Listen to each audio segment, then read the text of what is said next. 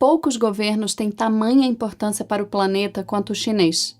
Há mais de 1 bilhão e 400 milhões de pessoas vivendo na China nesse exato instante, o que significa dizer que as leis do país determinam a vida de 1 em cada 5 pessoas no mundo.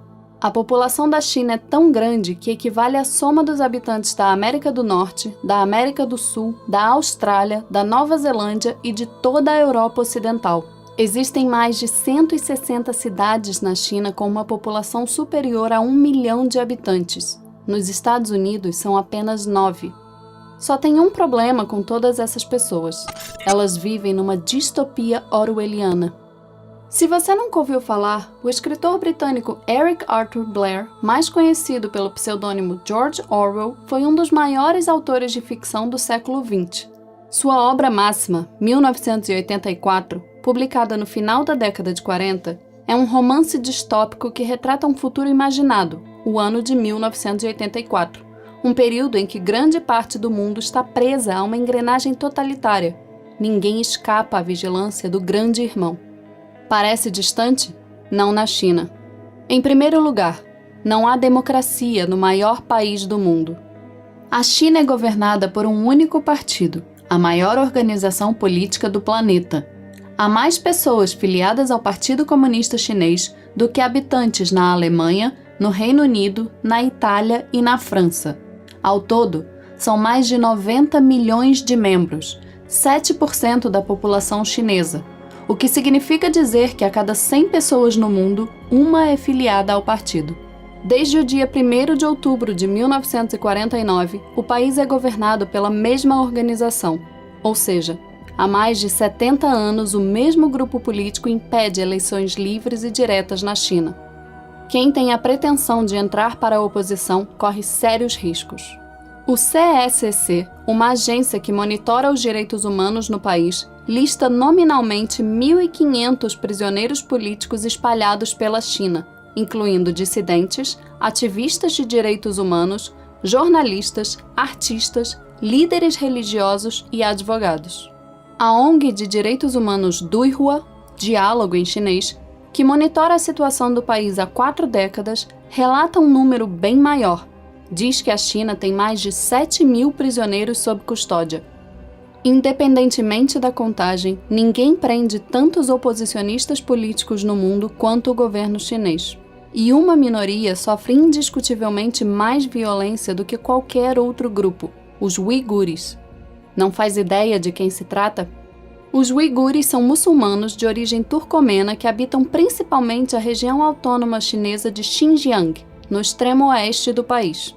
Desde que as forças comunistas chinesas conquistaram e ocuparam a República do Turquestão Oriental durante a sua breve existência em 1949, todas as tentativas dos uigures de pleitear por mais liberdade ou autonomia foram reprimidas com violência por Pequim.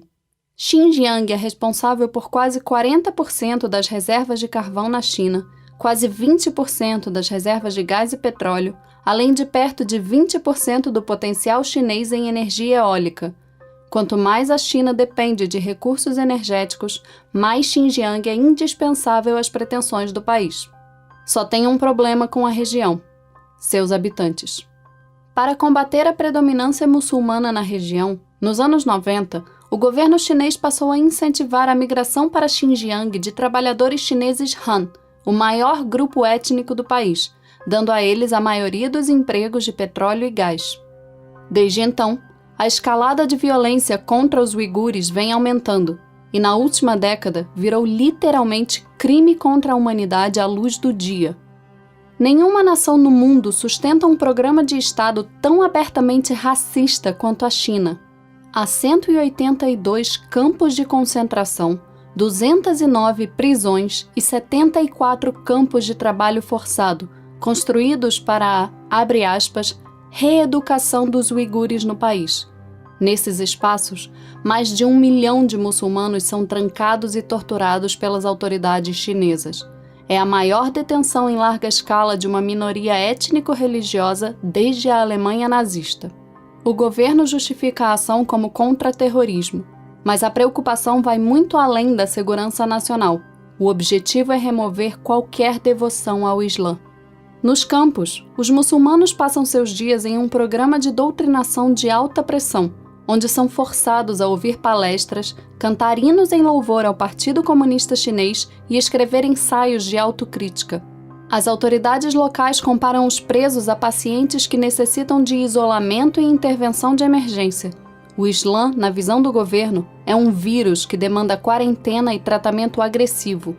Para atender ao desafio, muçulmanos são detidos pelos motivos mais estúpidos possíveis, como recitar o Alcorão em funerais, deixar a barba crescer, usar véu, receber ligações do exterior, tentar abruptamente parar de fumar ou beber, portar livros sobre religião e cultura uigur, vestir camisetas com símbolos muçulmanos ou orar em casa na presença de visitas. Mulheres também são detidas por causa das transgressões de seus maridos.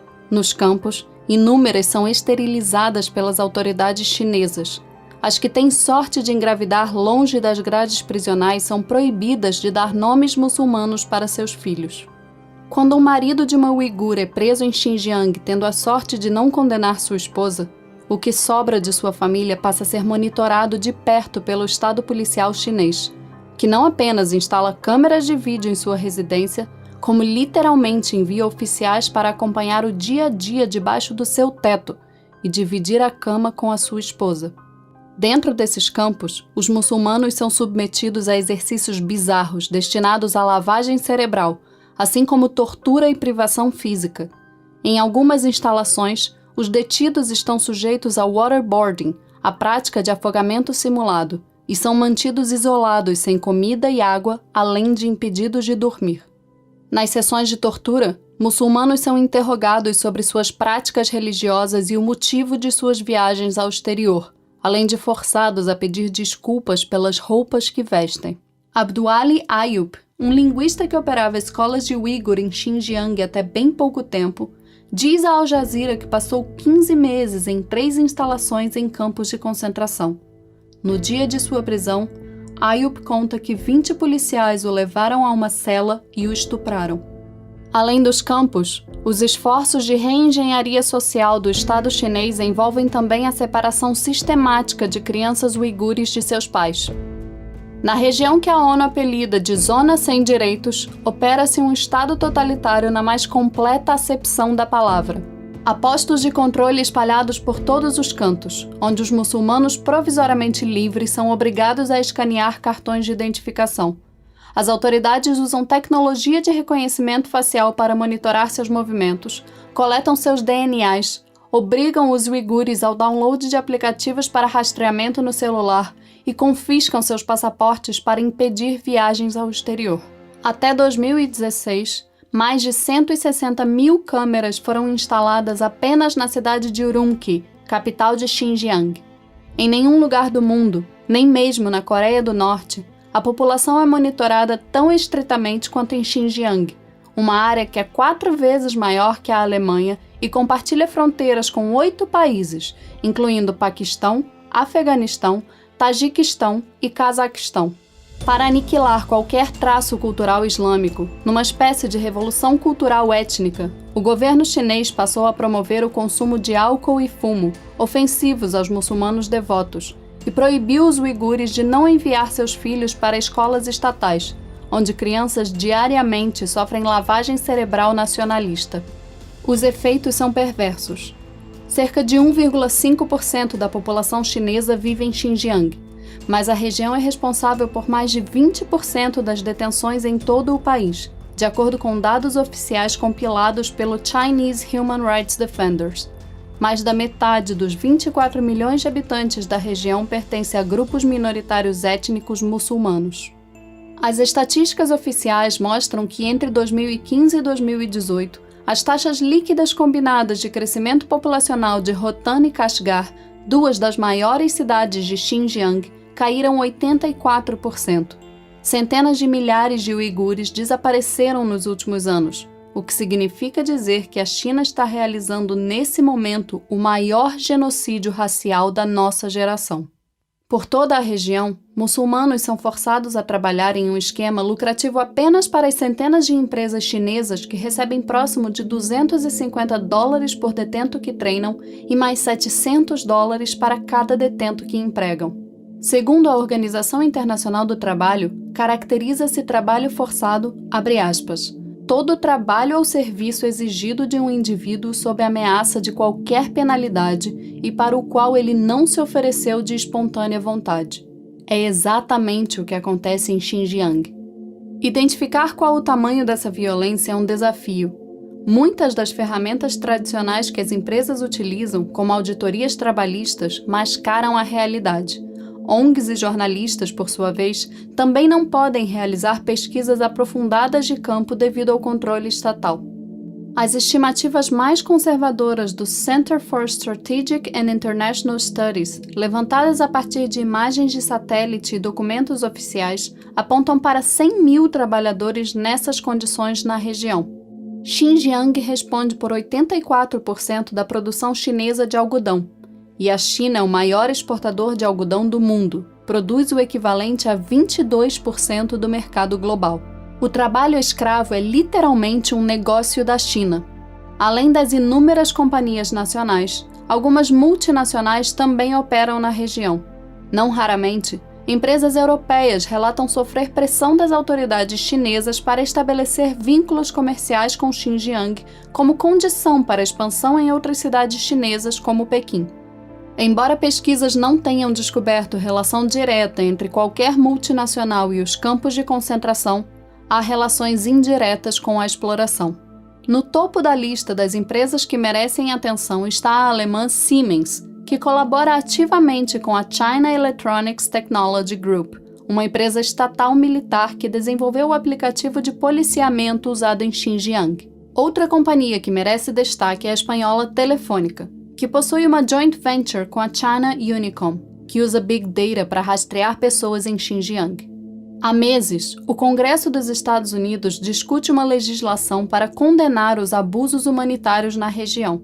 No final de 2019, a Casa Branca proibiu a importação de produtos fabricados por uma empresa chinesa de Xinjiang por causa do uso de trabalho forçado e criou uma lista negra com 28 entidades por seu papel na repressão aos uigures. Após o processo, com medo de perder mercado nos Estados Unidos, duas empresas australianas anunciaram que estão encerrando parceria com um fornecedor de algodão da região. O Australian Strategic Policy Institute identificou 27 empresas chinesas que utilizam diretamente de mão de obra forçada de muçulmanos em Xinjiang. Segundo seus websites, essas fábricas mantêm relações comerciais com 83 marcas globais conhecidas, vendendo para o mundo desde componentes para smartphones até máscaras de proteção. Mas os uigures não são as únicas vítimas do Estado policial chinês. Por todo o país, vigilância e violência são ameaças perturbadoramente presentes, inclusive neste espaço em que você está agora, a internet. Com 854 milhões de usuários conectados, a população virtual chinesa é 2,5 vezes maior que toda a população dos Estados Unidos. Mas para a maioria dessas pessoas, os sites mais populares do mundo não são facilmente acessíveis graças a um sofisticado sistema responsável pelo maior programa de censura da história da humanidade, o Grande Firewall da China. Ao todo, são mais de 10 mil domínios bloqueados no país. Na China, não há acesso ao Google, ao WhatsApp, à Netflix, nem ao Telegram. Páginas da Wikipédia em todas as línguas estão banidas. Facebook, Twitter, Instagram, YouTube, Snapchat, Tumblr, Pinterest e Reddit são proibidos. Serviços como Gmail, Dropbox, Blogspot, Google Docs, Twitch, Medium, SoundCloud, Goodreads e Flickr estão bloqueados, assim como acesso aos domínios de organizações de direitos humanos como o da Anistia Internacional, da Repórteres Sem Fronteiras, da Freedom House e da Human Rights Watch. Dos veículos de informação, praticamente ninguém escapa. BBC, The New York Times, El País, The Intercept, Reuters, The Guardian, HuffPost, Le Monde, The Economist, Washington Post. Todos censurados. A pornografia também é estritamente proibida. Quem produz, divulga ou vende material sexualmente explícito pode ser condenado à prisão perpétua. Há um deserto virtual irreconhecível a qualquer figura com acesso à internet fora da China. Dos serviços internacionalmente conhecidos, poucos são permitidos. É o caso do LinkedIn, do Skype e do FaceTime. Também é possível usar os serviços de e-mail do Yahoo e do Hotmail, além de buscas no Bing. Do resto, nada escapa. Como fazer para driblar o bloqueio? Se associando a uma rede privada virtual, popularmente conhecida como VPN, um software que permite a um usuário disfarçar o seu endereço IP e contornar a censura. Por óbvio, apelar para essa estratégia é ilegal, e não são muitos os chineses dispostos a correr o risco. A ausência de aplicativos e sites internacionais incentivou o desenvolvimento e a adoção de alternativas nacionais. O bloqueio do Facebook e do WhatsApp, por exemplo, permitiu o crescimento do WeChat. A proibição da Wikipédia e do Google, por sua vez, levou à criação do Baidu. Além de bloquear milhares de sites estrangeiros, o governo chinês também monitora ativamente assuntos, conversas e pesquisas nos seus próprios veículos e redes sociais, alimentando o aparelho de censura mais sofisticado do mundo. Qualquer mensagem enviada através de um grupo do WeChat, por exemplo, é monitorada pela Tencent, a operadora do aplicativo. Todas as conversas são armazenadas por 6 meses. Mesmo os diálogos excluídos pelos usuários podem ser recuperados pela censura. A lista de temas tabus é tão cômica quanto curiosa. Depois que um meme comparando o ursinho Pooh a Xi Jinping se tornou viral nas redes sociais chinesas, as autoridades baniram imagens e menções ao desenho animado. Pelo mesmo motivo, o filme Christopher Robin, produzido em 2018, teve o lançamento proibido no país. Segundo um levantamento publicado pela Universidade da Pensilvânia, por um curto período de tempo até a letra N foi censurada, aparentemente impedindo que cientistas sociais expressassem matematicamente a dissidência N maior que 2, sendo N o número de mandatos de Xi Jinping no poder. Cabe lembrar que, em 2018, Xi alterou a Constituição e ganhou o direito de permanecer no poder por toda a vida. Os números 4, 6 e 89 também são ocasionalmente censurados por sua referência ao massacre da Praça da Paz Celestial, que aconteceu no dia 4 de junho de 1989, assunto tabu no país. Segundo a Freedom House, a internet chinesa é, abre aspas, a mais controlada, mais opressiva e menos livre do mundo. Em 2018, apenas o Baidu, o maior motor de buscas do país, relatou a exclusão do seu mecanismo de pesquisa de mais de 50 bilhões de itens de informações consideradas prejudiciais na visão do partido. Para as empresas chinesas, permanecer ao lado do governo é uma questão de vida ou morte. Para evitar multas pesadas, os principais serviços de hospedagem de conteúdo do país contratam sensores humanos para eliminar material ilegal. Há dezenas de milhares de sensores virtuais, geralmente jovens apolíticos na faixa dos 20 anos, trabalhando para controlar o conteúdo exposto na internet neste exato instante, alojados em equipes internas das principais companhias do país ou em fábricas de censura terceirizadas, treinados quase militarmente para decorar os conteúdos proibidos e proteger de críticas a elite do partido e seus familiares. Os tópicos censurados geralmente envolvem notícias de última hora relacionadas à reputação do partido. Qualquer conteúdo negativo ou não autorizado relacionado a Xi Jinping, por exemplo, é fortemente bloqueado. Também há censura sistemática de conteúdo que viola tabus de longa data, como a Revolução Cultural, a independência de Taiwan, os campos de concentração em Xinjiang, o domínio sobre o Tibete ou o grupo espiritual proibido Falun Gong. Como há muitos indivíduos e processos envolvidos, as decisões de censura são arbitrárias e inconsistentes. O governo geralmente não tem transparência sobre os controles de conteúdo, e as críticas à censura também são censuradas. Não há vias formais de apelação. O que é definido como politicamente sensível hoje pode mudar radicalmente amanhã, e raramente é dito aos usuários por que estão sendo punidos.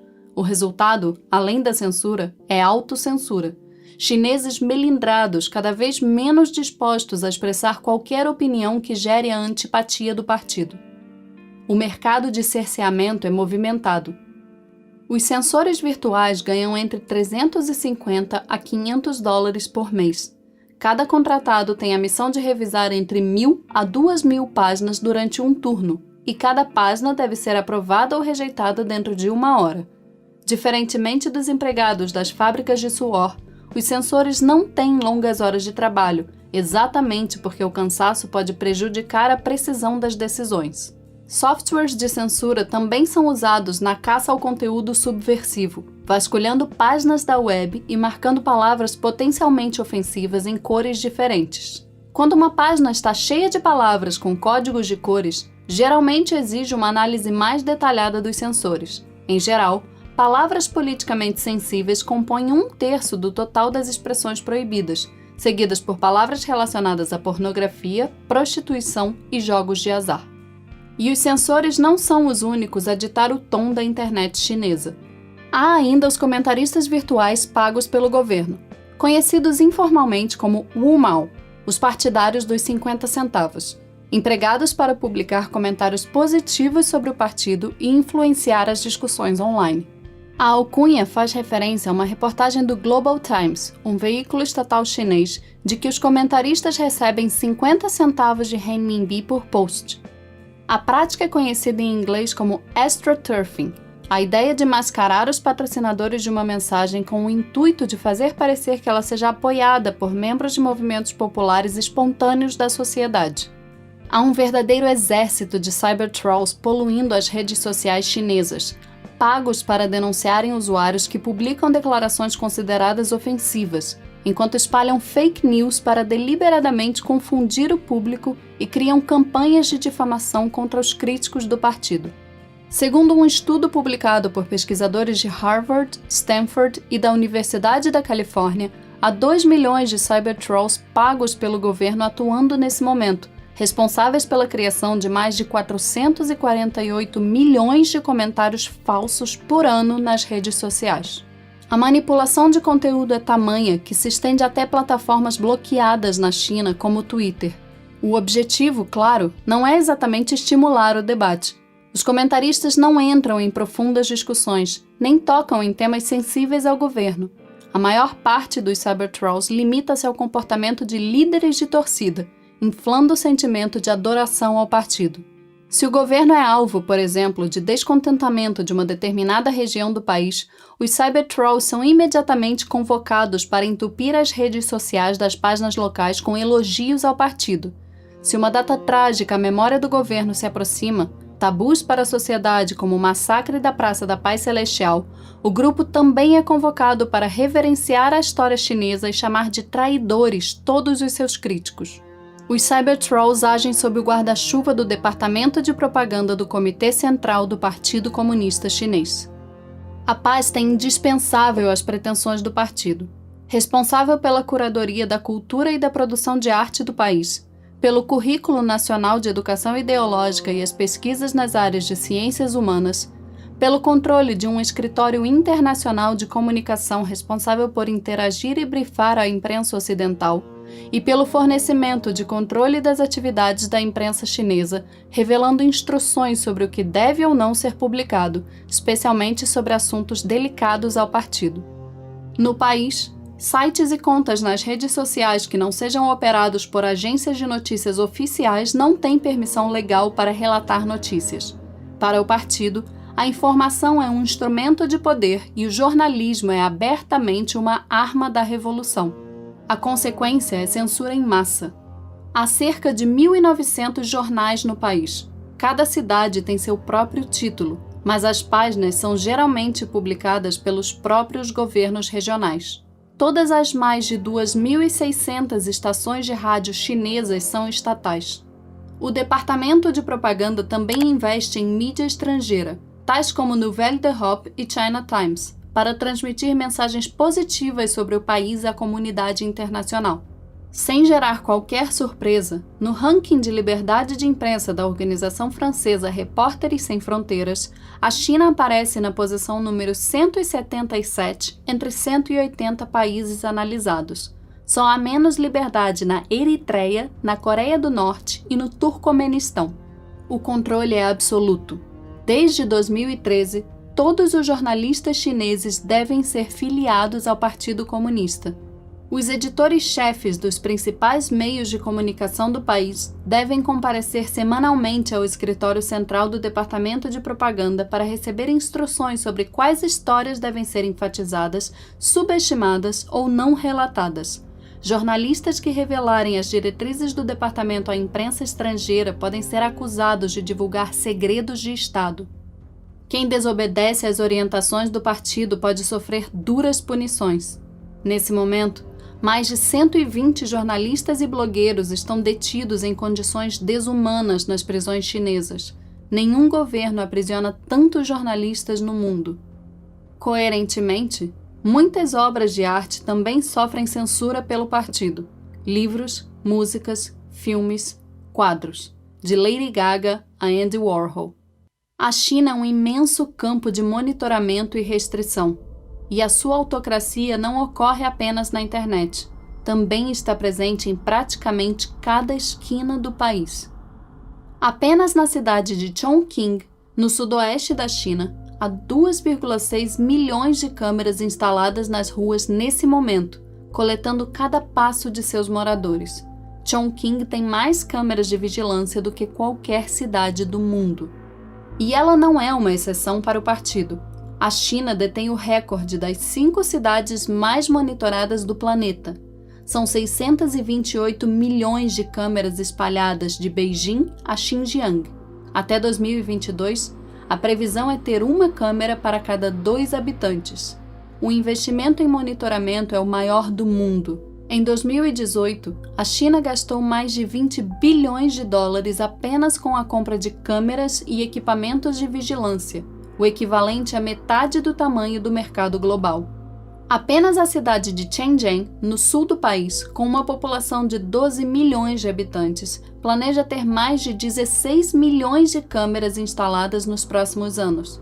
Se toda a China aumentasse os números nessa proporção, isso significaria um total de mais de 2 bilhões de câmeras disponíveis, quase 2 câmeras por pessoa. A tentativa desenfreada de controle social, claro, não nasceu no século XXI. Emergiu ainda na era maoísta, logo após o estabelecimento da República Popular da China em 1949. Mao Tse-tung, o grande timoneiro, inventou o mecanismo com o objetivo de fortalecer o poder de seu partido. Nas primeiras décadas, sem tecnologia disponível, a vigilância era aplicada através da disseminação de informações boca a boca. Cada cidadão chinês era responsável por monitorar outro cidadão chinês, condenando comportamentos inapropriados aos ideais socialistas. Com o tempo vieram as câmeras. Como diz a Human Rights Watch, o que estamos vendo neste momento é uma corrida contra a privacidade entre os departamentos policiais da China, com cada um deles reivindicando ser o melhor e mais inovador na realização de vigilância em massa e controle social. E a tendência é de um cenário ainda mais autoritário nos próximos anos. No final de 2019, cientistas da Fudan University em Shanghai, em parceria com o Instituto de Ótica Mecânica e Física de Changchun, da Academia Chinesa de Ciências, desenvolveram uma câmera de vigilância de 500 megapixels, capaz de identificar uma única pessoa entre dezenas de milhares. Sua resolução é 5 vezes mais detalhada que o olho humano. Um ano antes, a China já havia passado a trabalhar com a tecnologia de reconhecimento de caminhada, que usa inteligência artificial para reconhecer pessoas distantes até 50 metros apenas pela maneira como elas andam na rua. Outra iniciativa, conhecida como Pássaro Espião, utiliza drones semelhantes a pássaros para monitorar multidões do céu. As aves robóticas são equipadas com câmeras de alta resolução para espionar secretamente dezenas de milhares de pessoas. A vigilância está intimamente relacionada ao sistema de crédito social recentemente imposto no país, uma espécie macabra de Black Mirror do mundo real. A ideia é distópica, mas não exatamente novidade. Desde a década de 1950, pouco depois da ascensão de Mao ao poder, o sistema Dangan compilou dossiês de informações pessoais, permitindo que por décadas o governo mantivesse ativamente registros de seus cidadãos para estabelecer controle social. A evolução do modelo veio novamente com a tecnologia. Nesse momento, agências governamentais e empresas privadas estão coletando imensas quantidades de dados sobre cada habitante do país, como eles ganham e gastam seus salários, como pagam impostos ou compras online, com quem se relacionam, com qual frequência questionam o governo dentro e fora da internet, seus antecedentes criminais e seus históricos no trânsito. Tudo isso com um monitoramento irrestrito da vida online e o apoio das centenas de milhões de câmeras instaladas pelo país que vigiam cada atividade. A China criou o sistema como um programa piloto em 2010, mas passou a implementar a construção de um sistema nacional de crédito social apenas em 2014. Ao classificar os cidadãos segundo uma variedade de comportamentos, de hábitos de compras a discursos online, o governo pretende fabricar uma sociedade supostamente livre de problemas. O objetivo expresso do sistema é promover, abre aspas, valores fundamentais socialistas, servir ao crescimento e desenvolvimento dos jovens para promover a construção da integridade social e fornecer uma riqueza de serviços de crédito de bem-estar público e produtos de crédito orientado para o mercado. O objetivo implícito, no entanto, é um pouco diferente: criar cidadãos modelo que não desafiem o Partido Comunista, removendo a influência ocidental dos hábitos chineses e promovendo a concepção da única identidade chinesa possível, aquela que o próprio governo determina. Se as pessoas mantiverem suas promessas, poderão ir a qualquer lugar do mundo, diz um documento do governo. Se as pessoas quebrarem suas promessas, não serão capazes de se mexer nem 1 centímetro. Em vias gerais, nesse jogo distópico, uma pontuação alta de crédito social oferece aos chineses uma série de pequenas vantagens. Os indivíduos modelo, ou seja, aqueles que melhor se comportam dentro dos padrões estabelecidos pelo partido, recebem benefícios como descontos em contas de energia, melhores ofertas de passagens aéreas, tratamento VIP em aeroportos, melhor posição em filas de emprego e maior visibilidade em sites de namoro. Indivíduos problema com baixa pontuação de crédito social seguem o caminho oposto, encontrando imensas dificuldades pela frente, como proibições de compra de passagens aéreas e de bilhetes de trem de alta velocidade, impossibilidade de alugar imóveis nos melhores bairros de suas províncias, suspensão nas contas de todas as suas redes sociais e até bloqueio em sites de namoro. As classificações de crédito social podem subir e descer com base nas ações de um indivíduo.